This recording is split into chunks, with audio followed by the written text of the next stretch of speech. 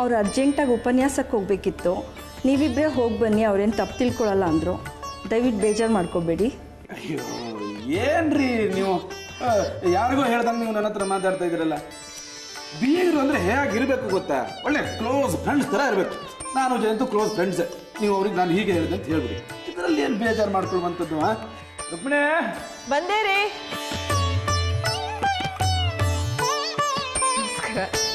ಚೆನ್ನಾಗಿದೆಯಪ್ಪ.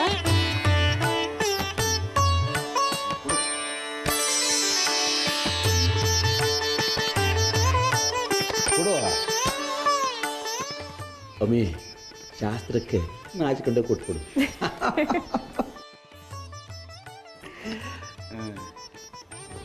ಯಜಮಾನ್ತಿ ಇಲ್ಲೇ ನಿಂತ್ಕೊಂಡಿದ್ಯಾ? ಬಾ ಕೂತ್ಕೋ.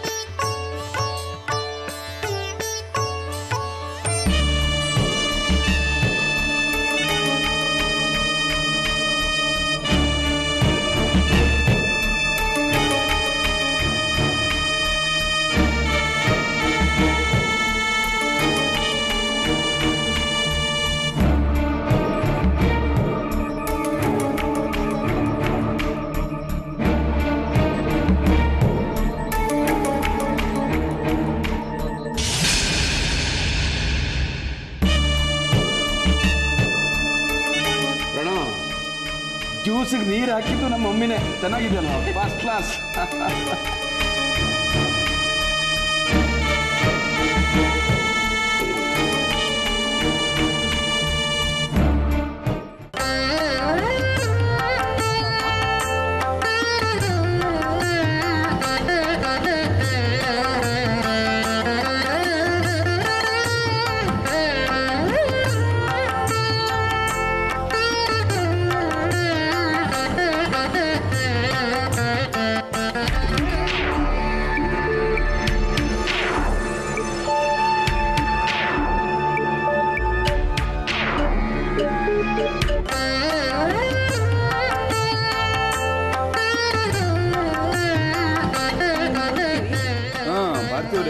ಹೇಳೋದನ್ನೇ ಮರ್ತ್ಬಿಟ್ಟಿದೆ. ಪ್ಲಾಂಟರ್ಸ್ ಕ್ಲಬ್ನಲ್ಲಿ ಎಲ್ಲ ವ್ಯವಸ್ಥೆ ಮಾಡಿಬಿಟ್ಟಿದ್ದೇನೆ. ನಿಮ್ಮ ಕಡೆಯವರಿಗೆ 5 ರೂಮ್, ಸಕಲೇಶ್ಪುರದ ವಾಸವಿ ಲಾಡ್ಜಲ್ಲಿ 10 AC ರೂಮ್ ಬುಕ್ ಮಾಡಿದ್ದೀನಿ. ಅದೇನೋ ಗಂಡಿನ ಕಡೆಯವರು ಹೆಣ್ಣಿನ ಕಡೆಯವರು ನಮಗೆ AC ರೂಮ್ ಇಲ್ಲ, ನಮಗೆ AC ರೂಮ್ ಇಲ್ಲ ಅಂತ ಹೇಳಿ ಗಲಾಟೆ ಮಾಡಿ ಅದು ಯಾವುದೋ ಮದುವೆ ನಿಂತೋಯ್ತಂತಲ್ಲ, ಆಗಬಾರ್ದು ಅಂತೇಳಿ. ಬರ್ತೀವ್ರೆ. ಮದುವೆ ಆದ 2ನೇ ದಿನಕ್ಕೆ ನಮ್ಮ ಮನೇಲಿ ನೆಂಟರು ಊಟ. ನಿಮ್ಮ ಕಡೆಯವರಿಗೆ ನಿಮ್ಮದೇ ಕರೆಯೋಲೆ, ಎಲ್ಲರನ್ನೂ ಕರ್ಕೊಂಬರ್ಬೇಕು ದಯವಿಟ್ಟು. ಪ್ರಣವ್, ಮದುವೆ ಗೊಂಡು ಆಲ್ಮೋಸ್ಟ್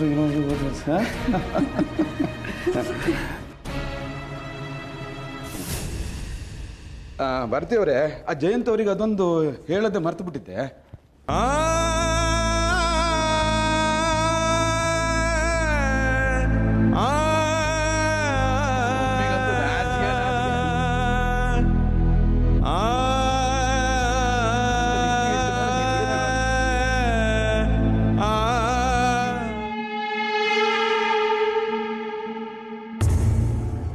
ಈಗ ನಮಗೆ ಬೇರೆ ದಾರಿ ಇಲ್ಲ ಅರ್ಚನಾ.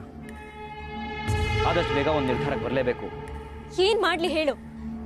ಹರಿ ಸರಿ ಹೋಗ್ತಾನೆ ಅಂತ ಯಾರಿಗ್ ಗೊತ್ತಿತ್ತು? ಈಗ ಅವನು ತುಂಬಾ ಹಚ್ಕೊಂಡಿದ್ದಾನೆ. ಮೊದಲು ನನ್ನ ಹತ್ರನೂ ಬರ್ತಿರ್ಲಿಲ್ಲ. ಅದು ನಿಜ.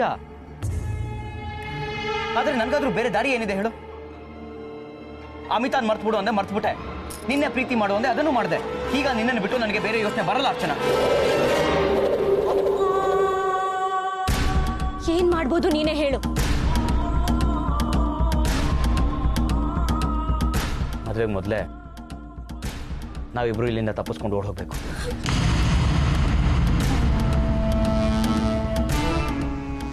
ಬೆಂಗಳೂರಲ್ಲಿ ಬೇರೆ ಯಾವುದಾದ್ರೂ ಏರಿಯಾದಲ್ಲಿ ಬಾಡಿಗೆ ಮನೆ ಮಾಡೋಣ. ಸಂತೋಷವಾಗಿ ಬದುಕೋದಿಕ್ಕೆ ನನ್ನ ದುಡಿಮೆ ಸಾಕು.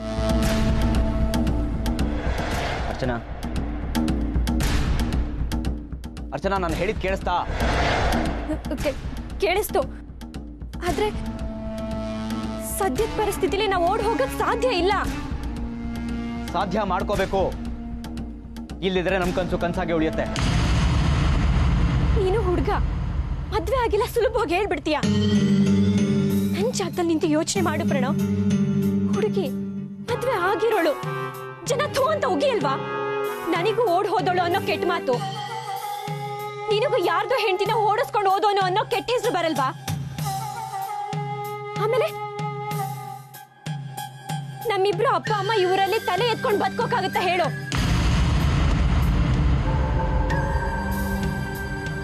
ಬೇರೆ ಊರಿಗೆ ಹೋದ್ರು ಮರ್ಯಾದೆಯಿಂದ ಜೀವನ ಮಾಡಕ್ಕಾಗತ್ತಾ ಹೇಳು? ಮತ್ತೇನ್ ಮಾಡ್ಬೇಕು ಅಂತ ಹೇಳು. ನೀನ್ ಈ ತರ ಒಡೆಯೋ ಹಾಗೆ ಬಂದ್ರೆ ನಾನೇನ್ ಹೇಳಿ? ಮಾತ್ ಕಟ್ಟುತ್ತೆ.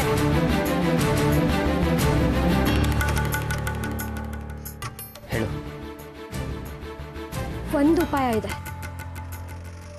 ಹರಿ ಕಲ್ಪನಾನ ಒಪ್ಕೊಂಡ್ರೆ ಆಗ ಯಾರ ಹಂಗೂ ಇರಲ್ಲ ಪ್ರಣವ್. ನೀನೊಂದು ಕೆಲಸ ಮಾಡು, ಕಲ್ಪನಾನ ಭೇಟಿ ಮಾಡಿ ಹರಿನ ಹೋಲಿಸ್ಕೊಳಕ್ ಹೇಳು. ಅವಳಿಗೂ ಹರಿ ಅಂದ್ರೆ ಆಸೆ.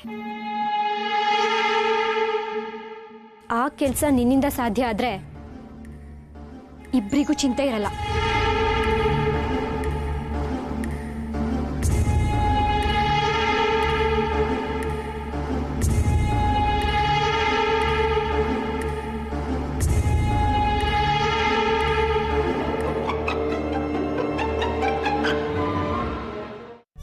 ನಮ್ಮ ಅಮ್ಮಿ ಮದುವೆ ದಿವಸನೇ ಕೊಟ್ಟಿಗೆರದಲ್ಲೂ ಮದುವೆ, ಮೂಡಿಗೆರಲ್ಲೂ ಮದುವೆ.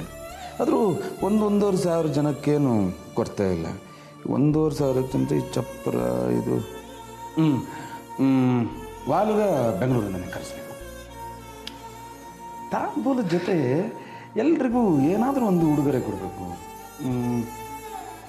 ಅಳಿಯ ಒಂದು ಕಾರು. ಅಪ್ಪ, ಅಮಿತನ್ ಮದುವೆ ಅಂತೆ. ಬೆಂಗಳೂರಲ್ಲಿ ನಮ್ಮ ಸಂಬಂಧಿಕರು ಯಾರ್ಯಾರಿದ್ದಾರೋ ಅವ್ರನ್ನೆಲ್ಲ ಪಟ್ಟಿ ಮಾಡಿ ಅಪ್ಪ ಇವತ್ತೇ ಪತ್ರಿಕೆ ಕಳಿಸಬೇಕು. ಅಪ್ಪ, ಅಮಿತನ್ ಮದುವೆ ಅಂತ ಹೌದಾ? ನನ್ನ ಮಗಳ ಮದುವೆ, ಈ ಮನೆಯ ನನ್ನ ಮಗಳ ಮದುವೆ. ಹೌದು, ಅದನ್ನು ಕಟ್ಕೊಂಡು ತಮಗೇನು? ಅವಳು ನನ್ನ ತಂಗಿ. ಓ, ಈಗ ನೆನಪಾಯ್ತ. ಅದಕ್ಕೆ ಗೆರೆ ಆಚೆನೇ ನಿಂತು ಮಾತಾಡ್ತಾ ಇದ್ದೀರಿ ಅಂತ ಕಾಣುತ್ತೆ. ರಾಜಾಜಿ, ನೀವು ಗೆರೆ ಹಾಕಿರೋದು ನೆಲಕ್ಕೆ, ಆದರೆ ಅದು ಬಿದ್ದಿರೋದು ಎಲ್ಲರ ಮನಸ್ಸಿಗೆ. ಅಯ್ಯೋ ಬಿಡಿ, ನಮ್ಮ ಕಷ್ಟ ನಮಗೆ, ನಿಮ್ಮ ಸುಖ ನಿಮಗೆ. ನನ್ನ ಮಗಳು ಮದುವೆ ಕಷ್ಟನೋ ಸುಖನೋ ಮಾಡಲೇಬೇಕಲ್ವಾ? ಅಮಿತಾ ನನ್ನ ತಂಗಿ. ಈಗ ನೀವು ಅವಳ ಅಣ್ಣನಾಗಿ ಮಾತಾಡ್ತಿದ್ದೀರೋ ಅಥವಾ ನನ್ನ ತಂಗಿ ಅಂದಮೇಲೆ ನನಗೂ ಜವಾಬ್ದಾರಿ ಇರುತ್ತಲ್ವಾ ಅಪ್ಪ?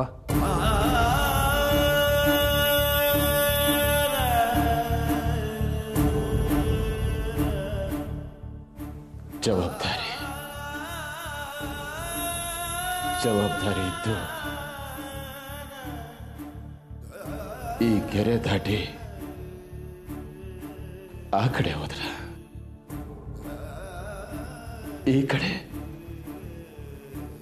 ಬೇರೆ ಜವಾಬ್ದಾರಿ ಇದೆ ಅನ್ನೋದು ನೆನಪಾಗ್ಲಿಲ್ವ?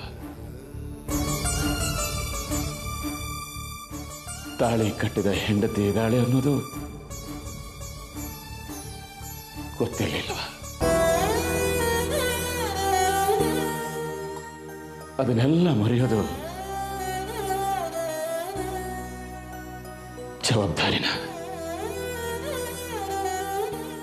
ಅಷ್ಟೆಲ್ಲ ಮರೆಯೋರಿಗೆ ತಂಗಿ ಆಗ್ಬೇಕು. ತಂಗಿ ಮದುವೆ ಚಿಂತೆ ಯಾಕೆ?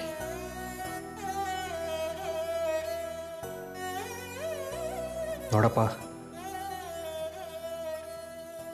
ಮತ್ತೆ ಮತ್ತೆ ನಿನ್ನ ತಪ್ಪನ್ನ ಎತ್ತಿ ಹೇಳ್ತಿರೋದಕ್ಕೆ ನನಗಿಷ್ಟ ಇಲ್ಲ. ನನ್ನ ತಂಗಿ ಮದುವೆ ಅಂದರೆ ನನಗೂ ಕೆಲಸ ಇರುತ್ತೆ, ಜವಾಬ್ದಾರಿ ಇರುತ್ತೆ.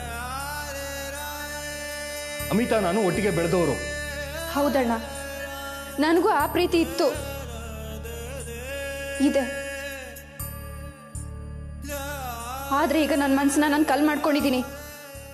ಯಾಕೆ ಗೊತ್ತಾ?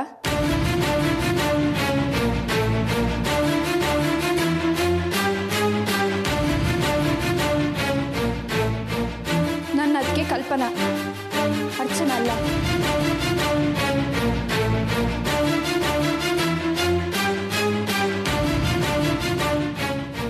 ಕಲ್ಪನನ್ ಗಂಡ ಮಾತ್ರ ನನ್ನ ಅಣ್ಣ. ಆದ್ರೆ ನೀನು ಯಾವತ್ತು ಕಲ್ಪನನ ಬಿಟ್ಟು ಹೋದ್ಯೋ ಆಗ್ಲೇ ನನ್ನ ಅಣ್ಣನ ಮರೆತು ಬಿಟ್ಟೆ.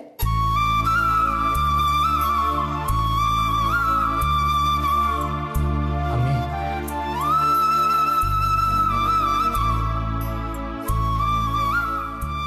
ಹೌದು ಹರಿ, ನ್ಯಾಯ ಅನ್ಯಾಯ ಯೋಚನೆ ಮಾಡೆ ಕಲ್ಪನನ ನಿಂಗೆ ಮದುವೆ ಮಾಡಿಸಿದ್ದು. ಕಲ್ಪನನ್ನ ನೋಡ್ದಾಗ್ಲೆಲ್ಲ ನಾನೆಂತ ಅಪರಾಧ ಮಾಡಿದೆ ಅಂತ ಕೊರಗ್ತಾ ಇದ್ದೀನಿ. ಅಂತ ಕೊರಗ್ ಕೊಟ್ಟಿದ್ಯಾ ನೀನು.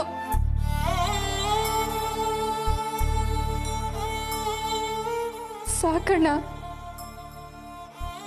ಈ ತಂಗಿಗೆ ಒಳ್ಳೆ ಉಡುಗೊರೆ ಕೊಟ್ಟಿದ್ಯಾ ನೀನು. ಸಾಯೋ ತನಕ ನೆನಪಿಟ್ಕೊಂಡಿರ್ತೀನಿ.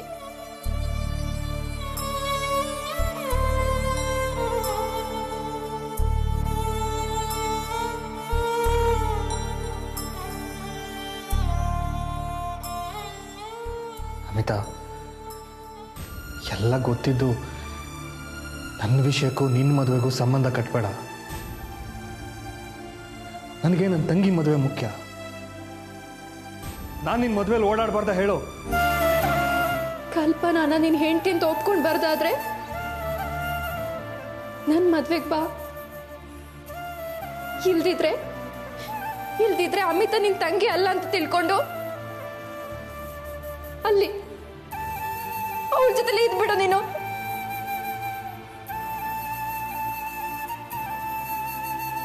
ನಾನು ನನಗೊಬ್ನೇ ಅಣ್ಣ ಅಂತ ಸಮಾಧಾನ ಹೇಳ್ಕೊತೀನಿ. ನನ್ನ ಅತ್ತಿಗೆನೂ ಒಪ್ಕೊಂಡಣ್ಣ ನನಗ್ ಬೇಕು.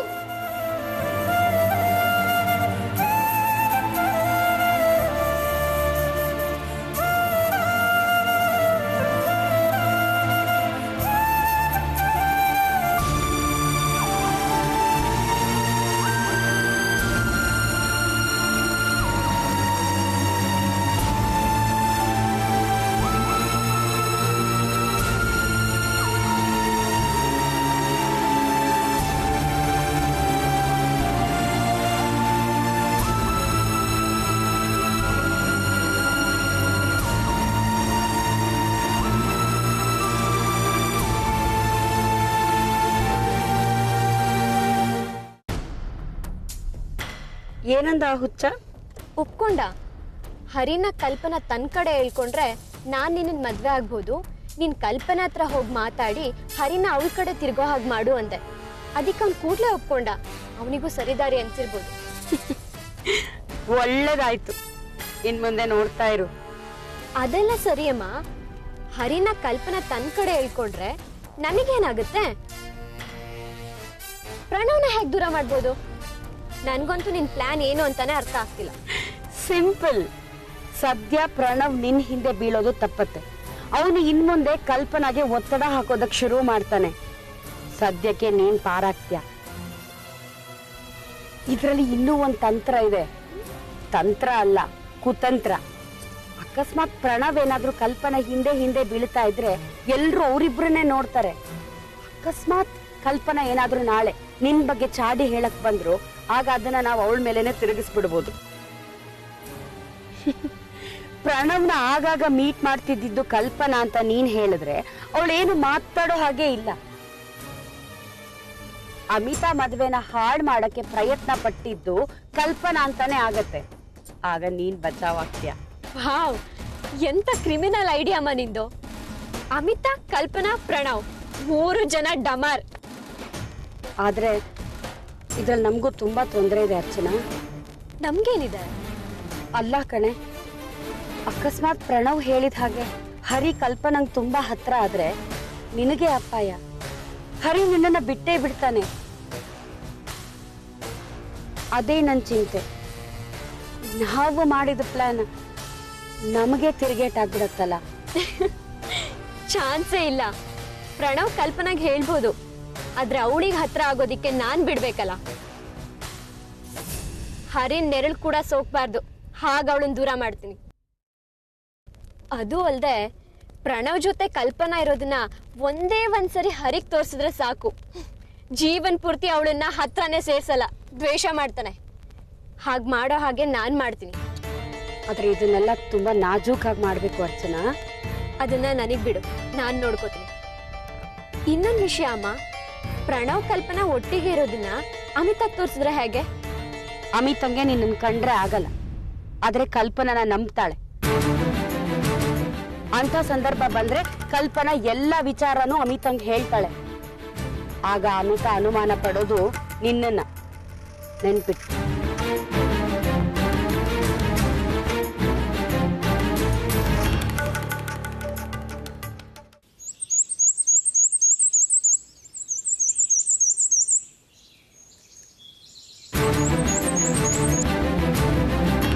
ಹೇ ಕಲ್ಪನಾ, ಯಾಕೆ ಇಷ್ಟೊಂದು ಗಾಬರಿ ಆಗ್ತೀರಾ? ಹಲೋ, ಏನಷ್ಟೊಂದು ಭಯ? ಅಲ್ಲ ಪ್ರಣವ್, ಅಮಿತಕ್ಕ ಮದ್ವೆ ಸಂಭ್ರಮದಲ್ಲಿದ್ದಾಳೆ. ಅವಳೇನಾದ್ರೂ ನೀವು ಅರ್ಚನಾ ಜೊತೆ ಓಡಾಡೋದು ನೋಡಿದ್ರೆ?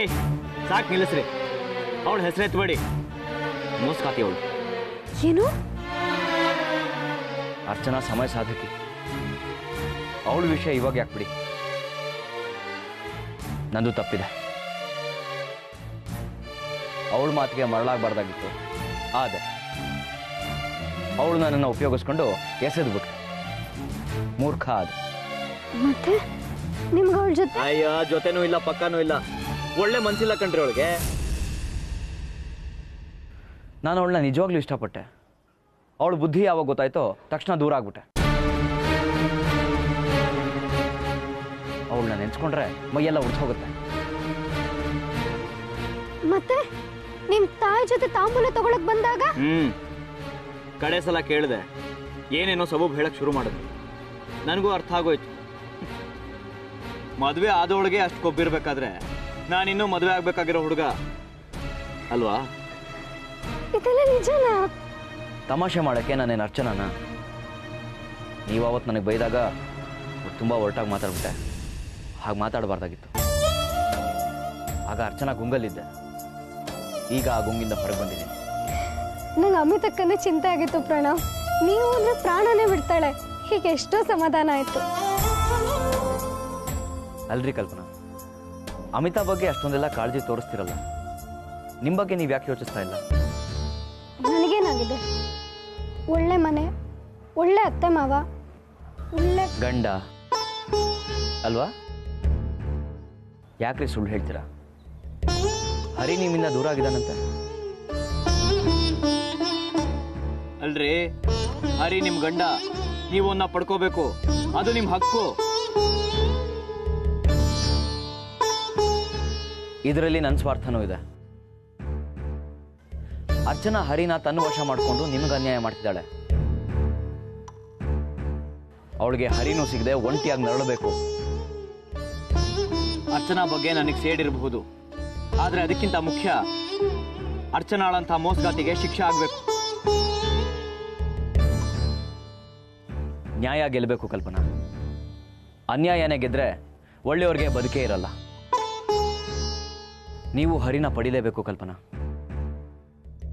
ಈ ವಿಚಾರದಲ್ಲಿ ನನ್ನ ಸಹಕಾರ ಪೂರ್ತಿಯಾಗಿ ನಿಮಗಿರುತ್ತೆ. ಸರಿ ಸರಿ ಸರಿ